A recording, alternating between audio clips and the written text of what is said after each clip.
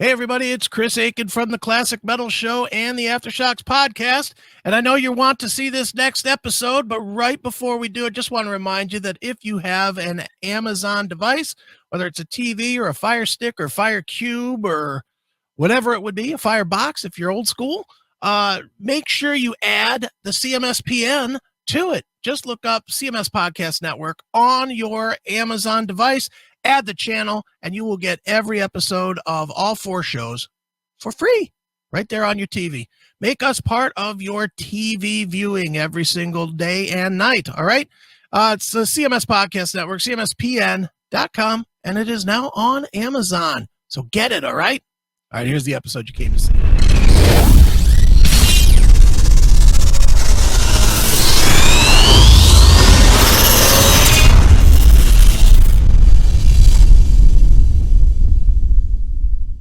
Shockwaves videocast. We got the one and only Mr. Lips from ANVIL. How you doing, my friend? I'm doing good. All right, here at the Coach House in San Juan Capistrano, Orange County. First time here at the Coach House? Absolutely. All right, how's it going to feel playing to a seated audience? That's probably... It's going to feel like my many years playing in Canada. Ah, like the bar mitzvah you played for. Well, no, that's the way the clubs are in Canada. Oh, Generally speaking, all the clubs that we played all through the early years were all like that. Wow. Well, you know, the early years here in LA, too, I was just talking to someone. I mean, I used to go to the Whiskey and the Troubadour, and those were all seated. I mean, I didn't know that. Oh, yeah, you would see bands like Wasp and Blackie would be throwing meat, and you'd be seated trying to duck and cover. I mean, yeah. It was just till, probably mid-'80s that they started, or early to mid-'80s they started pulling out the seats in a lot of the clubs. This one kind of remained. They don't do too many metal bands here, but should be a good show tonight. Do they allow the people to get up?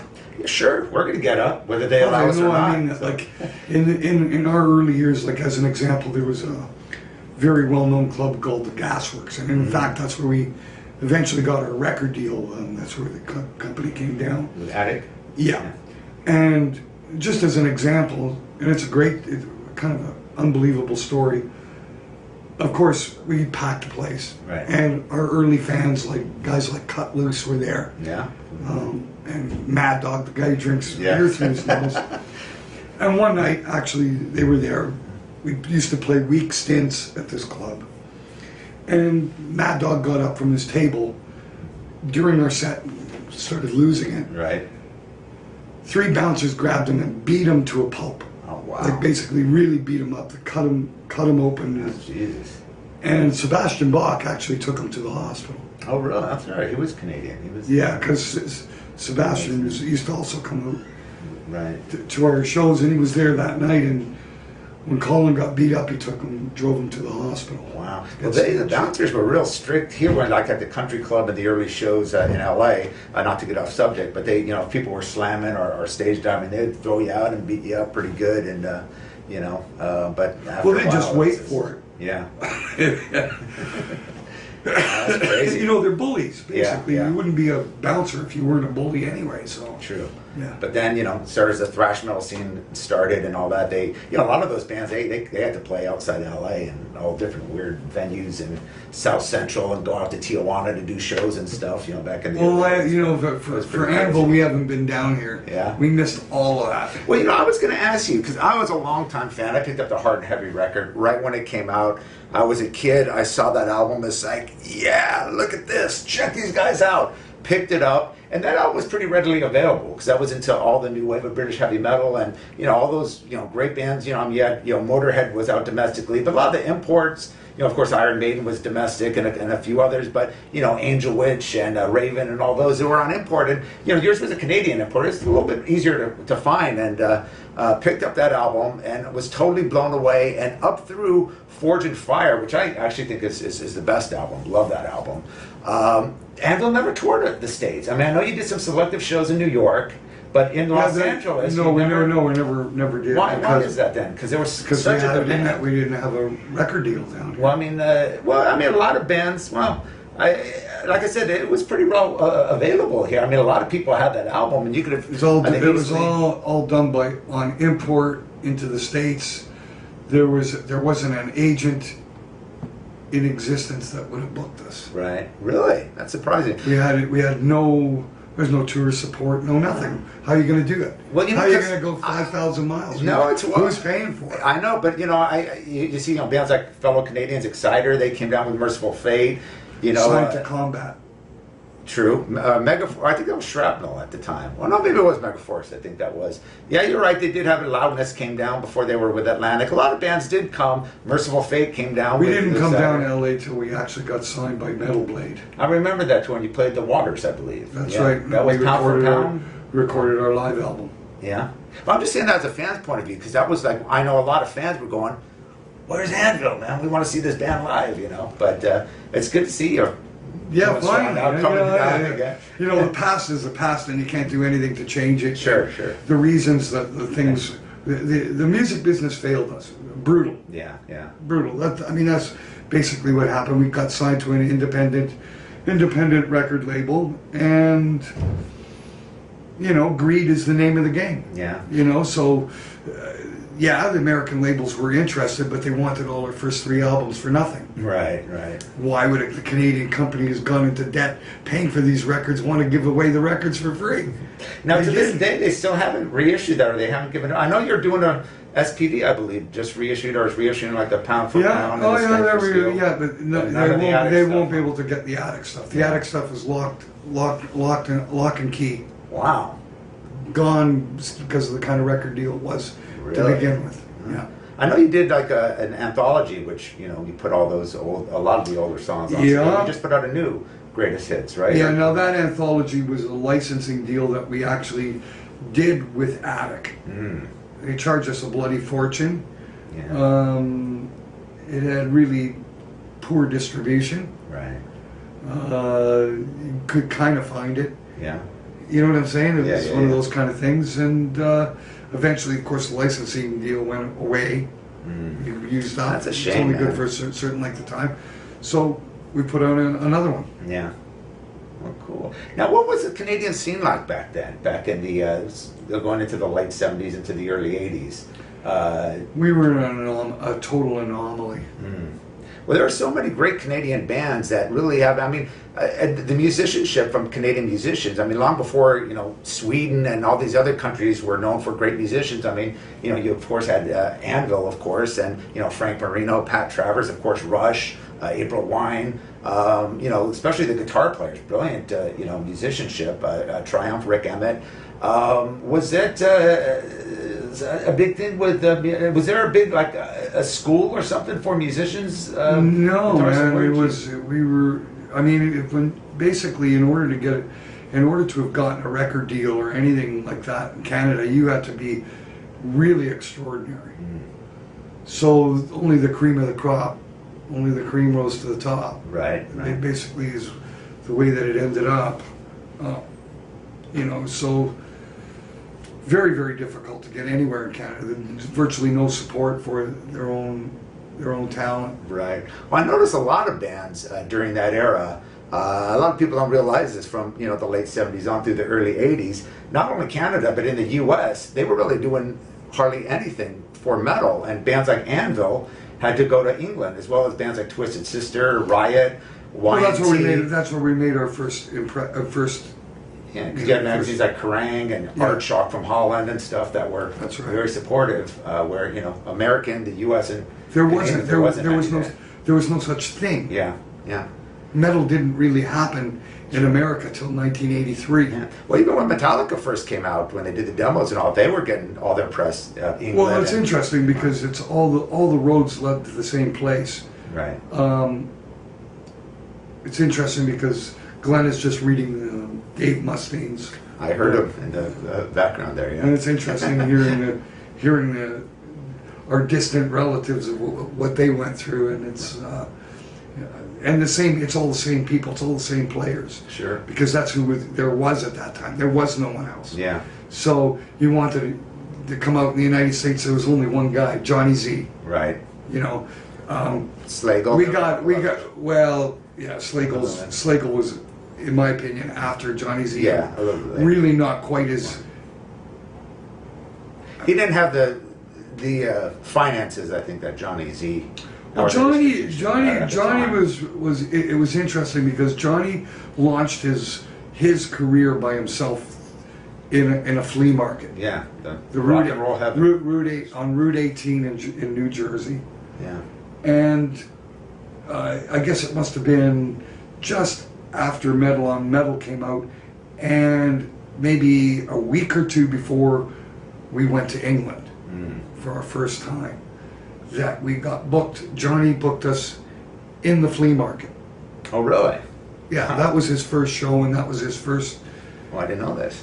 Well, I'm telling you, Yeah, this is all history, boys and girls. This is all pre-Metallica and all that stuff. This is before he even knew that there was a Metallica. Right. He got in touch with our record company because he'd been selling lots of Metal on Metal and Hard and Heavy records out of his record store in the flea market, and he goes, I wonder what it would take to get this band down here, right, and just to play in the flea market. So we came down, he had us come down, and it was amazing. I mean, there was probably 2,000 people there. It was really like the first metal show ever. Yeah. Like that they called metal. Yeah. And ANVIL was big out here back in the day. I mean, all the true metal. Yeah, it was really, it was shocking, man. Yeah. It was really remarkable. You know, we met all the very, very dear friends that are still friends to this day. All the what we called the Metal Militia, right? The Jersey Metal Militia boys. Those are all our friends, and they're all actually. And I'll go on to explain what happened. We were signed to that record label. Johnny wanted to get his hands on us. Right. I mean, this was the very beginnings. He wasn't in a position to do it, but I can remember coming off staging. Johnny was freaking out. Yeah. He's going, the magic is here. I can feel it. I know the future. I can see the future. And he's just losing his mind. He goes, I'm going to bring metal to the United States. This is it. This is it. I know what my mission is. Right. You know, like he's freaking out, like, you know, so it was very, very cool. Really good guy. As, of course, time moved on, we went and did England. That's where we met. I mean, that's where we met the guy who made the movie. Sasha, it was on that trip. At the Marquee. Right? At the Marquee. So we come back, and then I guess after, it must have been a year, we done the Forge and Fire album. We had a show in Staten Island, a Halloween bash.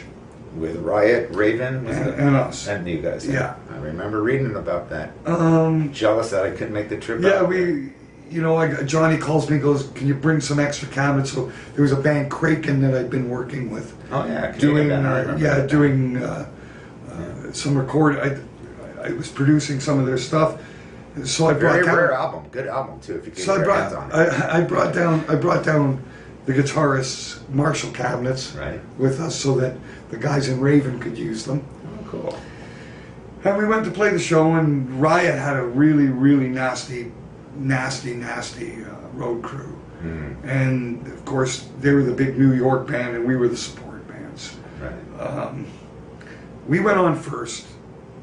Ross the Boss was there, I still remember that. Manowar days, yeah. We went on first, everything was okay. It was okay, it wasn't a very long set, I think it was like 40 minutes or something like that. And then they had Raven go up. And what happened was, the road crew started screwing around with all the microphone feeds. So that used to happen a lot back then to the old bands. Our sound man was doing sound for Raven, and I'm back at the board, and he's going, I can't find John's vocal.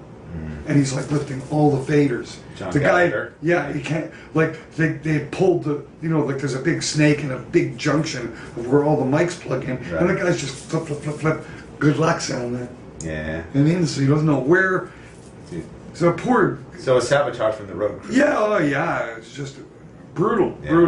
That happened a lot in the LA days. Limitations on the PA system, turning down all the power amps. It just not good stuff. Luckily, they didn't give us as bad a time, but Raven had a rough time that night. Yeah. Of course, that really infuriated me because we'd gone through all this trouble. I brought all this equipment for them. Sure. I was, you know, to me, Raven were like brethren. You know what I mean? Yeah. It's Oh, these are, you know what I'm saying? We had an instant connection with each other. And I just spoke with John Gallagher not too long ago. Did a little interview when we talked about the Anvil days and stuff. yeah, and we're still friends. And it's interesting. All the people that were there, some of the interviews. I mean, there was a magazine called Kick-Ass Monthly. Yeah, Bob Muldowney. Bob came into the change room and we did a whole interview, and I talked about never selling out. And he wrote, the article was called "Fuck Money, Give Me Metal." Yeah, which was what that's was total Bob. Yeah. Well, no, that's what. Oh, was that you? That's me. Yeah. You know? So it's like I couldn't believe he called the article that, because I just started talking about Joan Jett buying hits, right, and becoming a pop singer in a pop band. I found that very upsetting, and saying that I really don't really against that. You got to be natural. If it's going to happen, it's got to happen by accident, on purpose, if you're going to make it big. And I just thought that it was, you know, when you start focusing on trying to be big, it's not the same as naturally writing a song. Right. No, absolutely. And, you know, you're writing a song to make your money. There's something not right about that. You're not writing the song to make a great song. You're writing the song to make money. That's I find those things very incongruent and not acceptable. And the whole article was all about never selling out. And it's interesting to read it today because you're going, look at that. That philosophy was there, prevalent, very prevalent at that point in my career, and it never changed. Yeah. And as a result of that attitude, it kept me in obscurity for 30 years. Yeah. Because underground. I want to say. But to understand that, it's where I wanted to be. Yeah. And if you read the article, I did exactly what I said I was going to do. Yeah. In those days from the 80s, I mean, it was all about the passion, especially with heavy metal music, all about the passion and the integrity. Right. And, you know, watching your movie, something that kind of bothers me is a lot of, you know, the younger generation, it's all in the get rich quick thing, you know, be a pop star, do this and that. I mean, you could just be some, you know, stupid rich douchebag, make a homemade porn movie and become, you know, this big celebrity, you know, reality star, and everyone buys into that, and all of a sudden you're like a role model for teenage girls, where the bands that worked hard and busted their ass means really nothing nowadays. It's almost kind of joked upon. You know, it bugs me when people kind of compare, you know, your movie to a Spinal Tap thing, and it's like, it's that. Well, but it was meant to be. Yeah, in that sense too. Yeah, but it kind of you have to is the point understand. that it was. Yeah, I know it's disappointing in a certain sense, because people are if you don't see the movie, then your impression is it's another Spinal Tap. Yeah. The reality is that Spinal Tap is the fake Anvil. Right.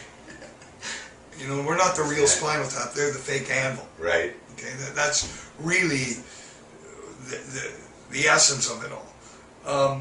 In making the movie, we knew straight away. There's no way around it. Come on, our drummer's name is Rob Reiner. Yeah. Strike one. Yeah.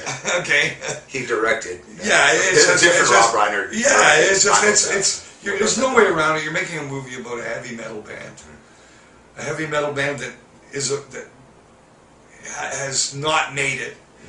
It's that no one's heard of. It's well most strike people three. You're out. You know, most people so go with it. You know, No, but go. we went with it instead of trying to push away the similarities. We embraced. Right. Why? Because it worked as a Trojan horse. Yeah. People went into that movie expecting to have a good laugh, and they're sitting there bawling their eyes out. Yeah. Well, you know, it's like, we got you. Yeah. Well, so many bands have, you know, claimed after that movie came out, you know, that it's so real to what the rock and roll scene was like. Well, if you talk to Biff Byford from Saxon, I think they he based said a lot of it from. Well, I think Harry Shearer. Yeah, Harry Shearer went on. Harry Shearer went on tour with them, and they took notes. The scene with the Stonehenge, the Black Sabbath. No, well, that's from the Black Sabbath story to begin with, but the scene where Harry puts the cucumber down his mouth, that's from Saxon. I thought that would have been from you. With the well, it was all taken from real life. Yeah. We all sit and laugh at it, but life is sometimes more stranger than fiction. You know, it's. You see, the thing is, when we went to do this movie, we wanted to be completely brutally honest. Sure. And not give that fake facade that everybody else probably would do. Right. In the sense that never show an empty room where you're going to play. Only show successful looking things. Right. Never reveal that there's any doubt that you're anything but a big star. Right. Okay? That's fake. Absolutely. When Sasha went to make this movie, he wanted it to be completely, totally honest, and that's what we did. I certainly had no problem with that. I didn't think that, and I still don't think that it's detrimental to show what really goes on. I think it's about bloody time. Yeah, well, I think that's why that movie was so successful, and kudos to Sasha for putting that out and exposing. Well, that's it, and having the balls, like internally as a band, to go, who cares? Yeah. The success of the ANVIL movie was, to a great degree, all about how we went about releasing it and what we did to promote it. Right. That's why it became successful. Not just because it was a good movie, because you have to be there 100% or more. But making it a great story really helps. It really helps. You can promote shit, and it's totally shit. But if you promote something good, then it will. It can catch on, but it may get missed. Yeah. That's what I'm saying. It's still very, very, very, very, very difficult. If you think, if the average musician thinks it's, look how easy it was for ANVIL, I'm going to go make a movie. Good luck. Right. Because there's so many different things that had to line up for it all to work. It's not just really, it was a good story, or sure. There's so many, everything. Absolutely. It was about a band that made an impact. Had to have been about a band that made an impact, but an impact in a way that it was influential. So you got to get big major stars to sit there and talk about it. Right. Well, you would have had to have been an influence in order for that to happen. Sure. Step one. Right. Okay. You're not gonna. You can't. Not any band. You can't do that with just any band. It needed to be authentic. Right. It needed to be a real thing that really happened. It's not like anything was made up. That's just the first step. These guys were not paid. There wasn't one person that thought this was going to be a successful thing. Right. If you ask Lemmy, what do you think? Do you think the ANVIL's going to get successful in the movie? I hope so. Yeah. That's about all he could say. Right. You know what I'm saying?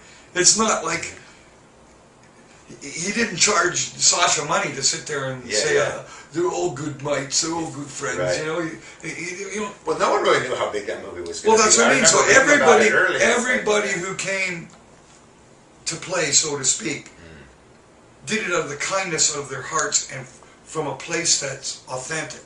Right. There's no put on or bought time or bought opinions. Yeah. So that's just the first step. The second step, what are you filming? And who are you filming? Right. Okay, so what are you filming? When did Sasha walk in? It's all about being at the right place at the right time. We were about to go on a tour, and a breakneck tour. It wasn't just a tour, it was a breakneck tour. Right. Now you have to understand, you got to, in my position, here comes the opportunity of a lifetime. This is the European tour here. Yeah, it's an opportunity of a lifetime. He's building a film crew and saying he's coming out on the road, and I'm looking at a tour with the most insane plans that you're going, this is going to be a disaster. I've never done anything like this. Right. I'm going, we're going to do, how are we going to get around? Like, at first, everything just the way, unbelievable. when we first got word that we're going to go do this, it all started with going to this festival in Italy. It's just a really long bunch of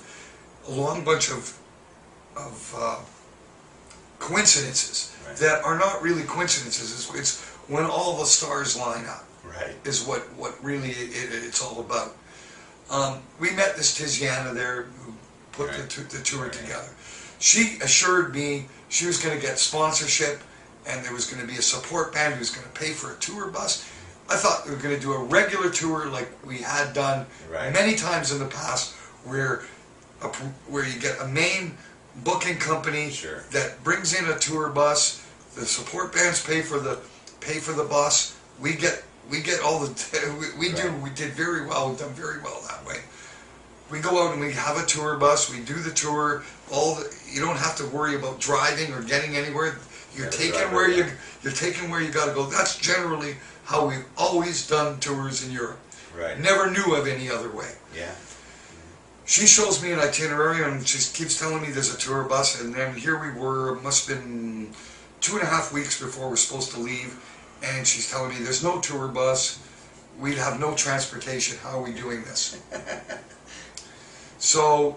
Very typical of the touring industry. Well, no, untypical from my perspective. Yeah, but at the meantime, she's telling me this, and I'm getting advance deposits in my bank account that won't even pay for our flights. Wow. Okay, there wasn't even enough there to get me there. Right. You didn't even go through all this in the movie. Oh no, I'm just giving you all some of the backstory. There was this guy by the name that we call Gregorius from Greece, who said, listen, I'll pay for your flights to come to Europe if you do 6 dates in 10 days. I'll pay for all your hotel rooms, all your transportation, and all your food. Right. And I'll pay for your flights. So I said, okay. Right. That's going to get me. Like a good deal. That'll get me to Europe. And that's exactly what happened. Wow. So that's how we got there. Once we got there, and then of course the mayhem started and sort of the filming. I knew before we left what it was going to be, and I also knew this is going to be incredibly dramatic to film this. Right. Like, it would have been no big deal to have, it would have been not near as intense if we'd done it the way we've done it all the times in the past. Sure. This was something specifically very, very, very unique for us. Right. So we get to Europe, and of course she goes, I drive. Well, we went under like an overpass, and it was a circular one, and she gets too far over to the right, and the roof of the camper is scraping in the inside of the underpass. Right. I mean, that was it. Glenn flipped. Right. Like a G5, they went, absolutely. Get her out of the driver's seat. She's gonna kill us. I'm gonna leave right. I just was freaking out. So Rob took over the driving. So now we were driving all over Europe ourselves. No GPS. Yeah. No, nothing but cell phones and taxi cabs to take us to the gigs. Right. Once we got into the town. Right. I mean, that's what happened when we get to Prague. Well, what do you think happened? Where's the gig? Right. How do you read the street signs? Yeah. Who's going to give us directions? No one speaks English. So what do? We ended up getting a cab. We followed the cab Right. to the venue, but we were still an hour and a half, 2 hours late. Oh wow. But I mean, there'd be no story. It wouldn't be thick. It wouldn't be dramatic. It wouldn't be if it wasn't what it was. Yeah. You see Well, that's what what I'm makes saying? the whole story. That's what I mean. Right, And I knew, and we're driving down the highways, and I'm saying to Rob, we'll never be faced with doing this for the rest of our lives. But this is going to be the most important thing we've ever done. I mean, it seemed really obvious to me. Yeah. And the more things that went wrong, the more dramatic it seemed to make it. And that's why I'm saying, what are you filming? Who are you filming? Right. Can any band do this? Not likely. Yeah. It needed all these circumstances in order for it to actually mean something and take the people on a ride. Well, going through the whole experience and seeing the success of the movie and the success of the band now after the movie, I mean, it must be just such a great feeling that it's like this 30 years of work has paid off. We finally got what we deserve. Other than, you know, bands that just make it overnight or something. At least this is something you could say, we worked hard for this. This is well-deserving success. Well, it was all meant to be the way it was. Right. It wouldn't have worked any other way.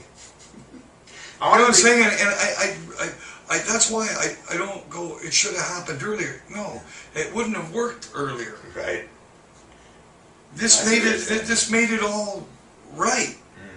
You know, all the trials and tribulations that we went through to even get to the point where there was a movie needed to happen.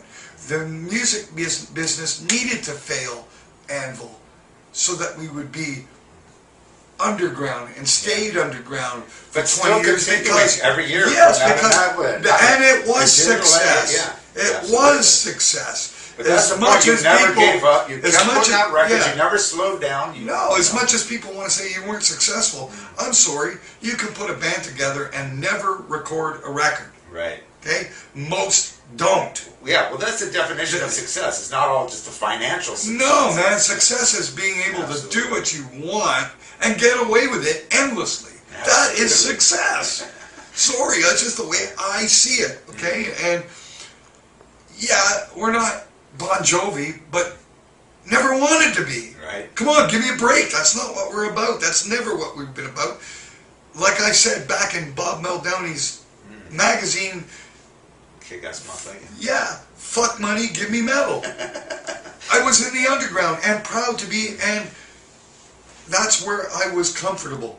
I got to do everything I wanted to do. I have done everything the way I wanted to do it and how I wanted to do it when I wanted to do it. All right. That is success. Absolutely. That's just the way I look at it. Well, speaking of fanzines, I'm going to break out my old fanzine I did back in the old days of the Headbanger. This was back in '84, and I'm going to read you some if you don't mind.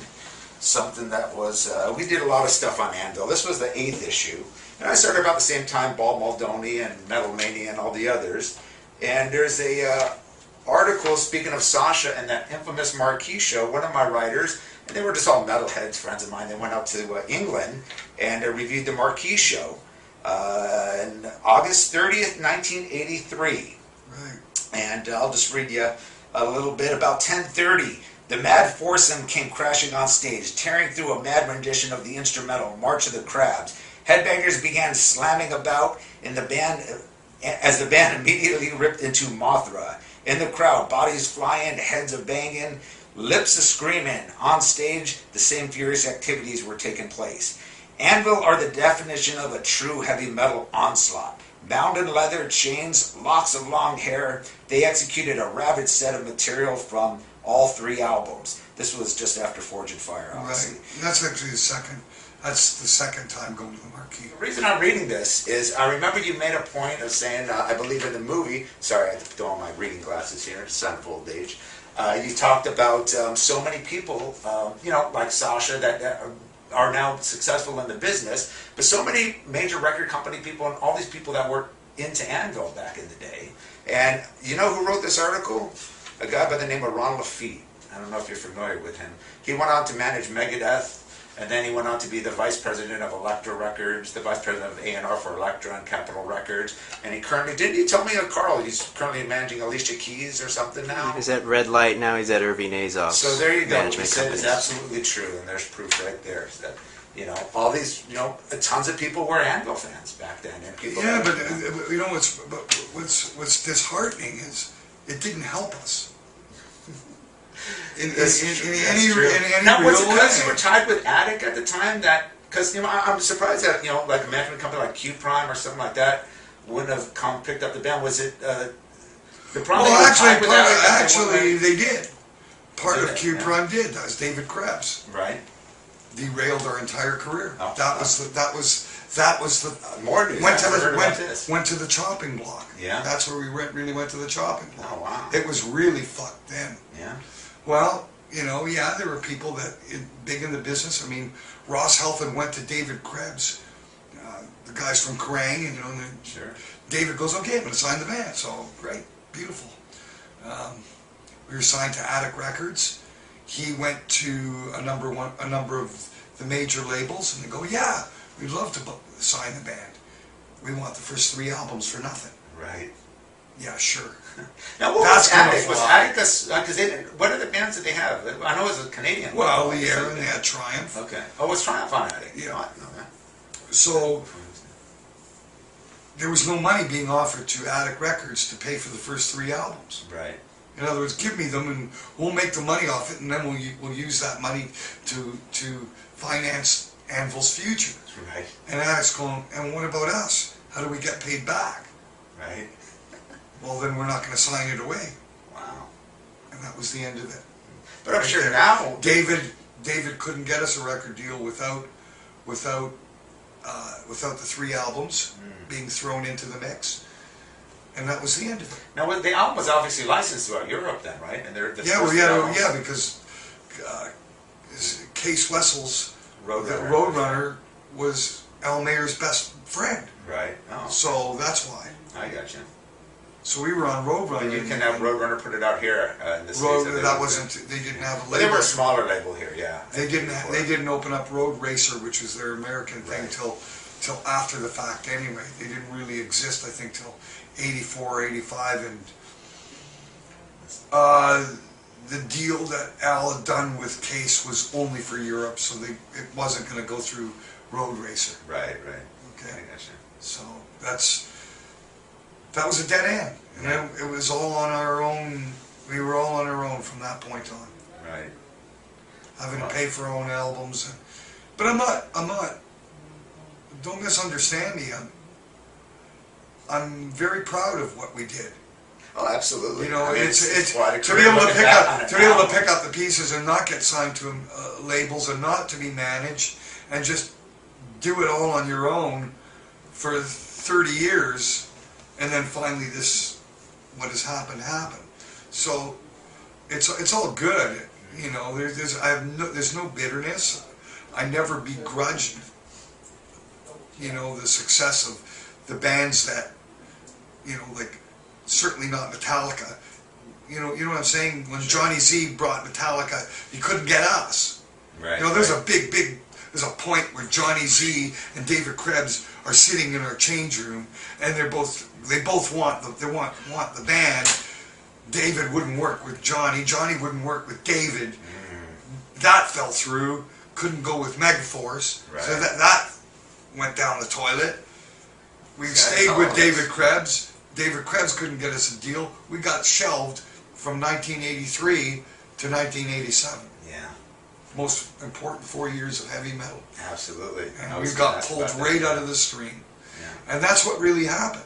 That's what happened. Yeah. But now, having said that, there'd be no story of Anvil. Exactly. Had it all worked out, there would have never been a movie. There would have nothing. It needed to be. It all happens for a reason. Everything happened for a reason. Absolutely. So that's why there's no bitterness, and I'm in a good place. Look it's like I said, I got to do whatever the fuck I wanted all these years. And that is success. That's success. We're going to do one more, talk a little bit about the past and then talk about the present here. You know, a lot of people talk about, obviously, how particularly the metal on metal was kind of the beginning. Before it was called thrash metal, it was called speed metal. Right. And, you know, various bands, I know, you know, Raven put out their first album, you know, Accept with the Breaker album and stuff like that. That was when, you know, speed metal was starting to come through. This is before thrash, before the San Francisco thing, before Metallica. A lot of people obviously credit Anvil. What was it like? Because going from the first album, which was an awesome album, Hard and Heavy, it seemed to be a bit more kind of like an American rock with a little bit of British influence. Reminded me a lot of Ted Nugent. Were you a big Nugent fan? Absolutely, absolutely. Still am. Very, very Ted Nugent. But then it really took a jump to... Well, what happened was after the first, it was amazing because... Because there was no blueprint then. It was just... No. You know, In 1981, of course, we put out the first Anvil album. Who did we go out with? Motorhead. right. Lemmy comes up, he goes, I love your band, I love the fast stuff, but you got too many fucking hard parts.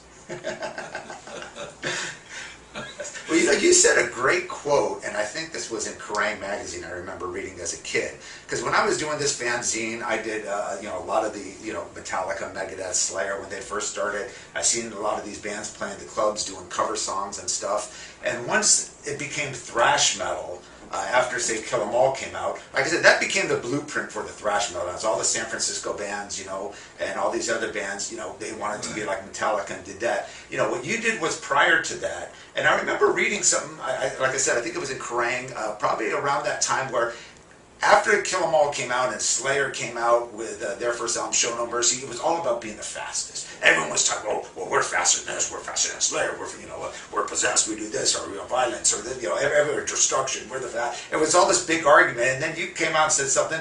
Look, it doesn't matter being fast. We could play as fast as anybody, which is true.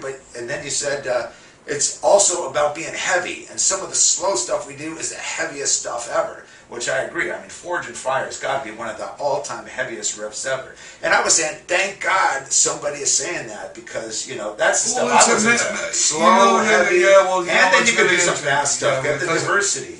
You need diversity. Yeah. I've never been much on being one-dimensional. That's really, it's not who I am. It's not what I am, and it's not where I'm going to go. We got a reputation for inventing this thing that they called speed metal, whatever, But meanwhile, our best known songs were not speed metal. Right. So there's an incongruency. There's an incongruency there. Well, what's wrong with that? Yeah. But you listen to Shadow Zone, Wings Assassins, some of the other stuff, March of the Crabs. I mean, they're right up there with any, of the thrash bands today. Speed. Well, that's what double it was. bass and yeah. Well, the thing is, we have a drummer that is unbelievable. Yeah. But it's completely and utterly attached to me in a certain sense, because, we grew up together. Right. So the influences are identical. And you were influenced by some pretty underground bands too. I know you talked about bands like Cactus, Captain Beyond, Blood Rock. And were they bigger in Canada? Because in the States they were very underground. Yeah? No, man. That's kind of. I remember buying those used albums because I used to live in. Well, you got to look for that. You got to be in the know, otherwise. Armageddon, remember that band? Yeah, of course. That's the Buzzard. Exactly. Buzzard, Halves and Planes and Future Games.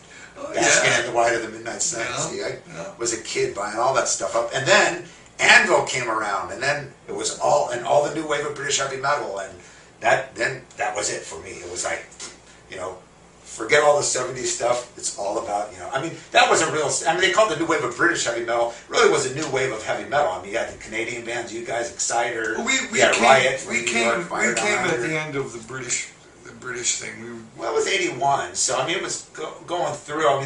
The new wave of British heavy metal was for like 79, but it went on through to like 82. It was the prime releases, really. Yeah. But, it ended up where it is, and it turned into a big competition who could be the fastest. It was ridiculous. Yeah. Just ridiculous. Yeah. That's it's just very common and typical that trends get taken right over the top. But you kept it real, and like I said, I'm glad you did that. To me, it's, I don't have to do anything I'm going to be me. The rest of the world can do whatever the hell they want. Right on. I'm going to be what I am, and take it or leave it. All right, enough of the past. Let's talk about the present. Juggernaut for Justice. Real quick, that just came out in May. And you've been putting out, because This Is 13 just came out a year ago, if that, right? And, I guess about a year ago when it first was released. So putting out records still every year. Well, this was a little bit there. Bob Marlett produced it. Yeah, amazing. Alice Cooper did it. He did an Alice Cooper record, right? Yeah, I did an Alice Cooper record. He's worked on Rob Halford's solo album. Great production, man. I think he worked with Tool. Oh, really? You know what? It's whatever. You know what I'm saying? He can. If you want to do an article on Bob Marlett, Wikipedia, and you'll find out. There's a big list of stuff that he's done. His name is on 55 million records that have been sold. Wow. How did you hook up with him? He's having it. Yeah. How do we hook up with him? Yeah. We got a real manager. How do we get a real manager? We got hard big work. enough, a lot of hard work. Right. How do you get a big manager? How do you get a manager? How do you get a manager to get interested in you? You got to become a commodity. Right. Well, And then a commodity in the way that you get a manager. Can I make money from this? Right. Is it saleable? Absolutely. And those are the contingencies to get that. Of course, after the movie, it's quite interesting. We did an article in Spin magazine. There was an article on us in Spin magazine, and one of the major booking agency, which is Pinnacle. Right. They're booking you now, right? Well, they have, and they still are. Like We're working U2, with like all the biggest bands. Yeah. Well, the guy got a hold of my phone number, and he calls me and he goes, "Who manages you?" I go, "No one." So he goes, "I know just the guy," and he goes, "Rick Sales." And I'm I like, didn't know Rick was managing you guys. Slayer's I don't- manager. There is a God, because quite frankly, I was looking. That was the name I wanted to go to, but how do you go there? You don't go just knock on the door. "Hi, I'm here." He doesn't know who I am. After the movie, I'm sure you could. I'm going to go on to explain what happened. Rick had heard about the movie, had not seen the movie. So that isn't what happened. The agent called Rick and said, "I got a band that's going to break. You should really take a look at this." So I'm looking at it from a perspective. I want a manager who knows what to do with a band that doesn't get radio play. Right. That's where you want to be. Of course. You want to be with a band, Most with a of manager them. that knows how to break a metal band. Right. The options were, of course, Ross Halfin, who was photographer, the guy who took the picture for the cover of the Spin. for the cover of the DVD. Right. He was going, "Well, I know Cliff Bernstein personally, all this stuff," and I'm thinking, that's not the right. He manages Shania Twain and Metallica. That's radio stuff. That's not going to do me any good. Right. It's not likely that he's going to be very interested in it.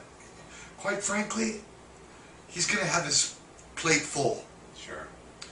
I really my focus. I really like to talk to Rick Sales. That's who I'd really like to talk to, because I really love Slayer, and Slayer has never been a commercial commodity, but yet is huge. That attracts me. That's a band that does it for the right reasons. Is And you guys were a big influence on them. well, and it's brethren in a certain Yeah. sense, And I know Dave Lombardo was and of course Lars, big fans of Rob Reiner's drumming. So too. yeah, so what happened was then the agent calls Rick, and Rick, I get on the phone to Rick, and he goes, what is this? So I tell him, well, this is what happened. They made this movie. You got to see the movie. Well, he watched the movie. He goes, this is incredible. This is incredible. Okay. I'm not sure what we can do or how we're going to do it, but let's start working. Let's see what we can do. And that's 3.5 years ago. Wow. And here we are. Things are going very, very well. I think that this is the right management, because everything that he's been doing for us is all correct. Right on. You know, He's so a that- punter for Slayer. Yeah. And it's not about, And that's it's not about, let's put Anvil out with Slayer. He's trying to build the brand name. Now, that's not easy to do. America's a big, big, big place. Very, very diverse. So, you got to do it carefully and calculated. And that's what we've been doing, keeping us busy, keep working, we wanted to go in and record the new album, and I don't want you going in with the same producer. Right. I go, why? I was going to ask you about Mike Chris He goes, Reedy. why? I go, why? He goes, not going to do you any good. Yeah. And I go, can you elaborate? He was going, well, all the best you could hope for is more of the same. Yeah. That's not good enough. Right. He's had 3 chances, this guy. Right. He's done 3 of your albums. We did the first album, by the way, Hard and Heavy. We did it on our own. Oh, you're because that's So really he good did. production too. So he did our second and Yeah, third Metal, albums, Metal, and then he did This Is 13. Right. And all that it did by doing This Is 13 was brought us into sort of the house again. Right, right. Of Forge and Fire and Metal on Metal. It brought us back to sort of that level of sound. And Rick goes, "That's fine, but we need to go further. Yeah. It's got to go further. And you go there again, it's not going to go further. It's just going to be the same." Right. He says, "I got a guy that," he says, "what we want is we want ANVIL at its truest form, back to form, but we need a kick-ass sound." Right. He brought in Bob Marlette. Right on, man. Well, it sounds great. And that's Right on. what And happened. a little different musically too. You had a lot of, as you say, kind of your jazz fusion influence. You were Well, Rob, Rob and I, we've come from that. That's where speed metal comes from to begin with. At least to Rob and I. Maybe to the rest of the world, they don't know what where we got some of these ideas from, but that's where it really came from. So what I did is, I thought, I came in with this chord progression that I could hear in my head, but being done with horns. Right. So I went into the rehearsal room, figured it out what it would be on guitar, and I said, "Okay, Rob, what we're going to do, man, is let's create a bed track that could accommodate horns. Instead of camouflaging our swing, like songs like Game Over on This Is 13, Right. is a swing jazz song. Yeah, yeah. It's just people don't hear it that way because there's no horns in it." Right. I said, "Okay, so instead of just doing like more of our influence from swing, let's go completely transparent. Let's make it really obvious. Let's bring in horns." And of course, Rob's going, "Oh, finally, you know what I mean?" And I just thought, I think it's time. I think we can get away with it. I'm certain we can get away with it. And with a lot of intuition, I created a bed track.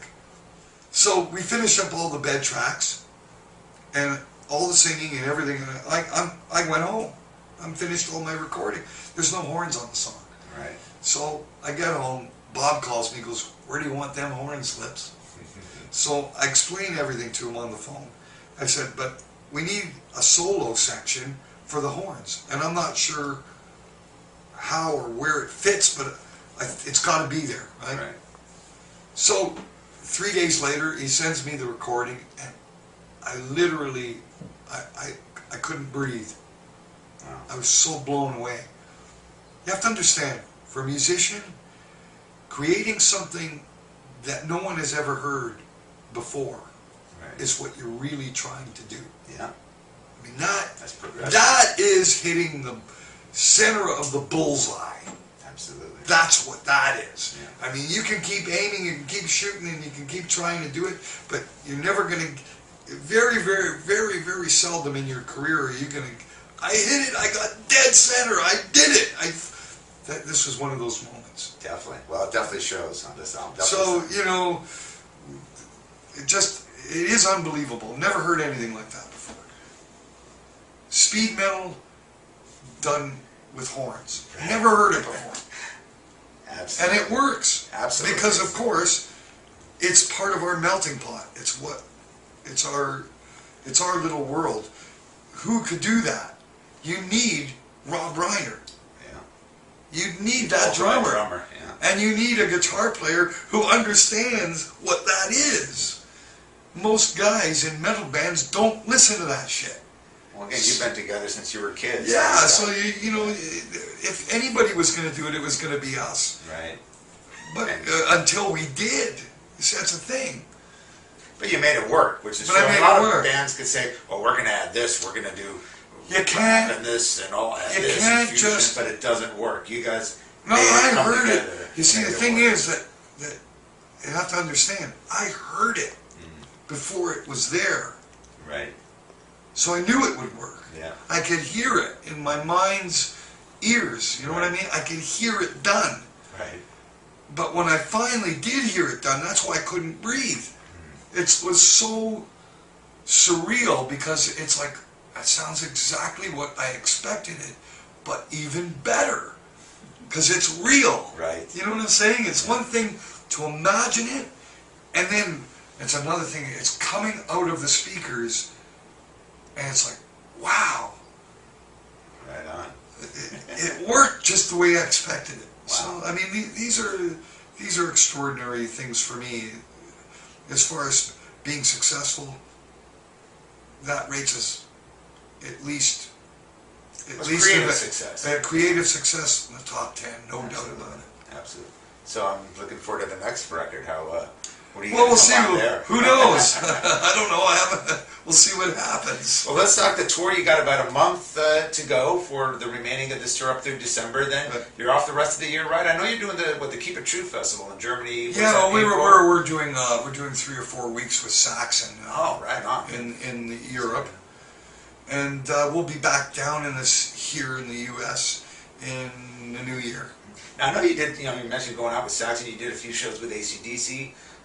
Any other? Is Rick working? Alice Cooper. Oh, you're going to do an Alice Cooper show? Well, we've done a bunch of shows with Alice Cooper, and in fact, we have 3 more shows in Canada with him. Right on. Yeah. So yeah, Alice is great. Very cool. What a great guy. Oh yeah, I've met him once. And the band, the members of the band are really very cool. Right on, man. So, well, cool. I guess we got it together. I Thank think you we so got much, it all. Lips. I Okay, appreciate man. it. All right, No thanks. problem. I'm gonna go eat dinner. Great, yeah.